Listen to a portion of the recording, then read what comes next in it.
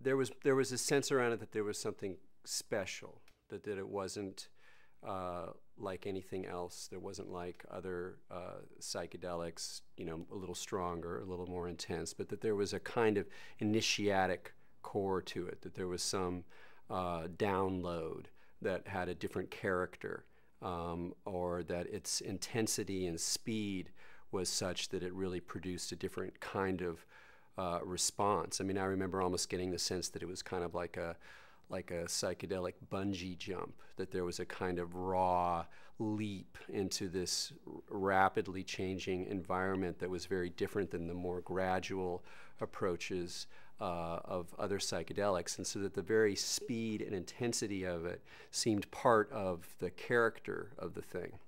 But of course, the most, you know, famous images from Terence's mouth were also the ones that really stuck in my mind at the time too, with the image of the self-transforming machine elves. And that whole story is really fascinating when you think about it, because if there's one image that people are going to walk away from Terence's account of DMT, it's this image of these mischievous, chattering, self-transforming machine elves with their strange technologies and language and kind of mischievous, tricksterish quality. And what's extraordinary is in how many accounts from people there's just a complete recognition or affirmation that something like that is encountered. Not across the board, but a very high percentage of it.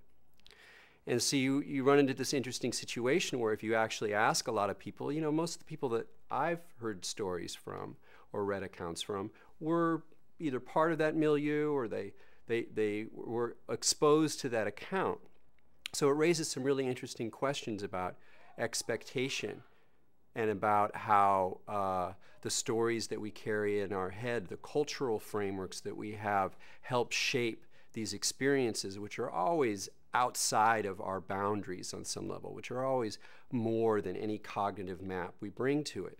So even though they seemed to so many people so specifically real or so specifically delineated, it's still a question in my mind, would that story be there? Would those perceptions be there in that way, were it not for this very memorable image of self-transforming machine elves?